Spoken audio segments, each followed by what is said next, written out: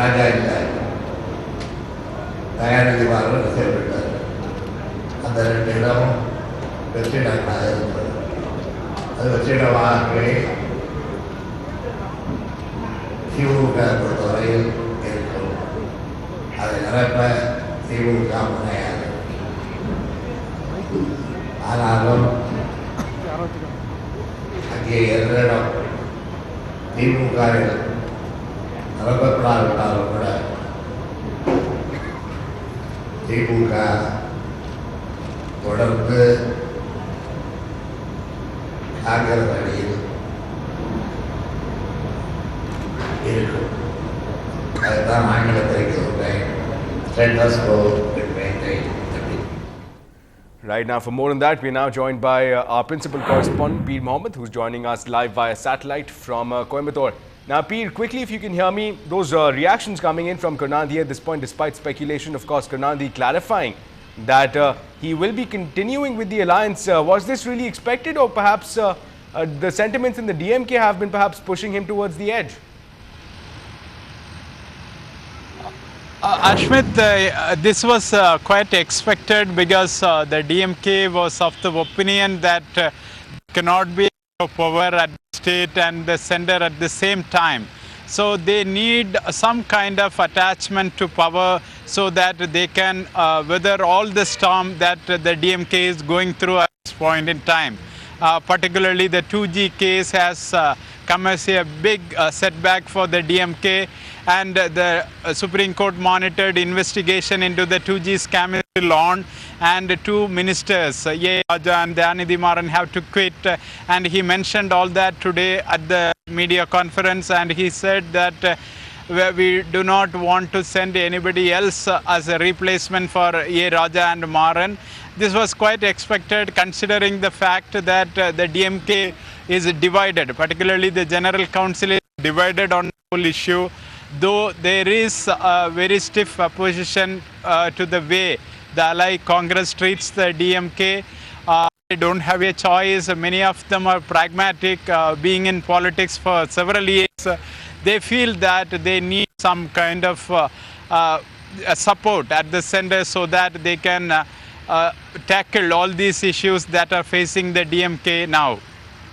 Right, P. Thanks a lot for joining us. Now, quite visibly, there is some issues with, of course, the satellite connection there. We'll be trying to get back to our principal correspondent from Coimbatore. But, of course, P. telling us at this point that pragmatism ruling over the sentiments that perhaps prevail in Coimbatore right now.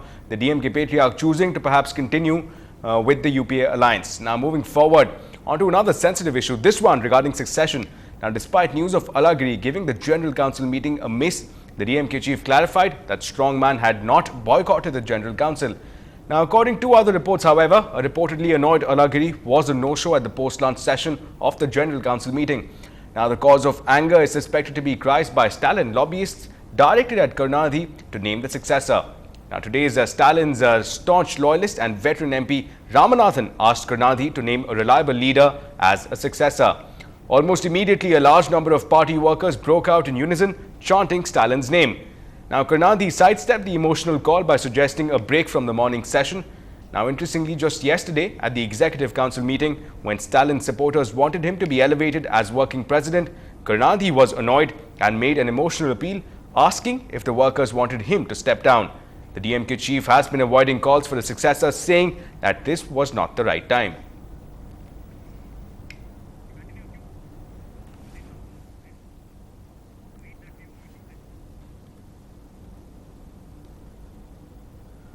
Well, on to another issue, of course, Karunanidhi had earlier come out to say, of course, the sense that we were getting from Coimbatore was the fact that he was unhappy with the way Kanimuri had been treated by the CBI. In fact, he called the CBI as being discriminatory and biased. Right now, however, from the early remarks that we are getting from Karunanidhi from Coimbatore, in fact, he's clarified his earlier remarks, and Karunanidhi has come out in the open saying that he is not against the CBI, the party is not against the CBI. The question that, however, Karunanidhi does raise is that they have only doubted the inclusion of some officials in the CBI. So again, being more specific there, but nonetheless clarifying those earlier remarks about the CBI being discriminatory and biased, and right now revising that statement to saying that the DMK is not against the CBI.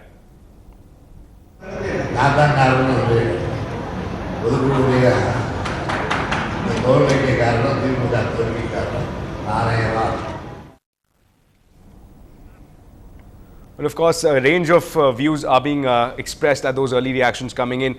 A number of issues actually came across from Coimbatore. If we can quickly just run through those issues. The first one being, of course, succession. Now, that one issue has been fiercely contested within the party. There are quite clear divisions within the party about the future successor, the future leader of the party. Of course, Stalin on one hand enjoys a great deal of support, whereas Alagiri, the strong man, though exercising considerable influence on the party workers within the party, is being sidelined from what we hear at this point. Of course, there is also talk of structural changes within the party. Now, of course, this is being seen as a move where wholesale changes will be made in terms of course, district secretaries, a way where perhaps new blood will be infused within the party, in a way assisting Stalin in the road ahead, in the road to succession.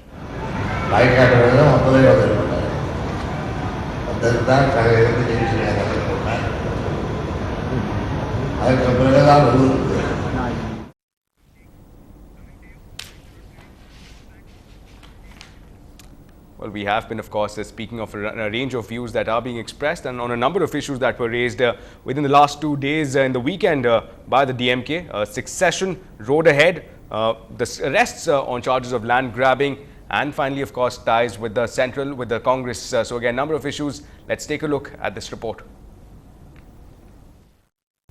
The loudest message from the 2-day DMK meet in Coimbatore: the DMK will completely reorganize its party structure and has even named a committee to define the framework. This move could well benefit MK Stalin in the long run by the infusion of more young blood into the party. ரொம்ப வரவேற்கிறோம். அதை நிச்சயம் நாங்கள் எதிர்பார்க்கிறோம். அடுத்த பொதுக்குழுவில் மாற்றம் ஏற்படணும் ரொம்ப ஆவலோடு எல்லாரும் எதிர்பார்க்கிறோம். நிச்சயமாக வாய்ப்பு கிடைக்கும். நல்லாக புத்துணர்ச்சிப்படும் என்று கட்சி நல்லாக புத்துணர்ச்சி பெற்று மிக எழுச்சியாக வரும் என்று நாங்கள் எல்லோரும் ஒருமனதாக நினைக்கிறோம். Experts say the party's Elam pitch may be an attempt to regain the advantage it lost to the AIADMK on the Lankan Tamil issue, and is now on the same page as the AIADMK with its demand for international action against the Sri Lankan president Mahinda Rajapaksa for war crimes. CBI ஆயுதமா வச்சு CBI பண்ற தவறுகள், CBI வந்து எங்களுக்கு எதிராக பண்ற தவறுகளுக்கு நாங்கள் அதுக்கு மேலே ஏதாவது அவங்க அந்த சிபிஐக்கு மேலே யாரோ பாஸ் இருக்கிறாங்கன்றதுல எங்கள் எல்லா தொண்டர்களுக்கும் விடணும். அதில் எங்களுக்கு உறுதியாக நம்புகிறோம். நாங்கள் சிபிஐயை அவங்க எவ்வளோ பேர் எவ்வளோ கைக்கருவியாக பயன்படுத்திக்கிறாங்க. ஒன்றுமே இல்லாத பிரச்சனைக்கு, ஒரு கடன் வாங்கி கடன் கொடுத்த பிரச்சனைக்கு சம்மந்தமே இல்லாமல் அதில் வந்து சேர்த்தது வந்து எங்களுக்கு தொண்டர்களுக்கு ரொம்ப கொதிப்பை ஏற்படுத்திடுது. ஒரு 1 கோடி தொண்டர்கள் இயக்கத்தை ரொம்ப கொச்சப்படுத்துது சிபிஐ. அது வேறு யாரோட அது யார் ஹிஸ் மாஸ்டர்ஸ் வாய்ஸா ஹெர் மாஸ்டர் வாய்ஸான்னு தெரியல. The succession battle has been brushed aside. Instead, the party is gearing up to tackle other issues like the land grab cases many DMK men have been charged with by the Jayalalitha government. First, it will stage protests outside the offices of superintendents of police across the state on August 1st. And has again reiterated its stand on the Lokpal. It wants the Prime Minister to be covered by it, a stand not shared by the Congress. The DMK patriarch may have thought that he has put on hold the succession war within the party, but the succession war has just begun at the General Council meeting here in Coimbatore. Now it is manifold challenges for the DMK chief to fight the 2G case legally at Delhi and to fight the land grabbing charges in the state level and to address this issue within the party. In Coimbatore with camera person Anand Peer Mohammed for NDTV Hindu. We're moving ahead now. For the third consecutive time, the All India Bar examination has been cancelled in Chennai. Now, the exam meant to test an advocate's ability to practice the profession in the country was scheduled for Sunday but has been cancelled in Chennai after a handful of advocates staged a protest against conducting the examinations. Now, while some advocates want the exam scrapped, more than 1,500 advocates returned disappointed as they were forced by protesters to vacate the examination hall. Our correspondent Salim has this report. Aditya Shivkumar completed his legal education in England in 2010. After enrolling with the State Bar Council as an advocate, Aditya wanted to appear in the qualifying examination to practice law in India. Although he made it to the examination hall, he was unable to take the exam. Because of 15 to 20 people here, the whole exam had to be cancelled. It is something that is condemned, and the state government must definitely take it upon themselves to ensure that the next time there is a smooth functioning of the exam in toto.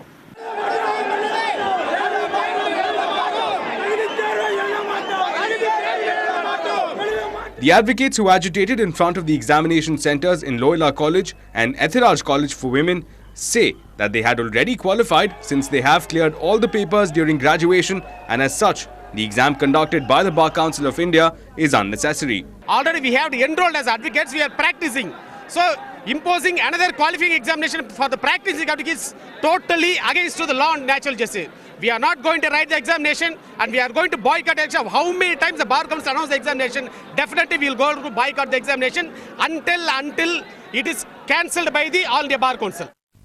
The Legal Education Committee and members of the Bar Council of India passed the notification after 2 meetings on April 10th and 30th of 2010. A move that has not been accepted by all advocates in the state. In Chennai, with Salim, this is Ashmit Kumar for NDTV Hindu. And well, stay ahead on the bulletin. The extent of poverty in India gets shocking now. Man doing the job of bullocks. We'll tell you more about it on the other side.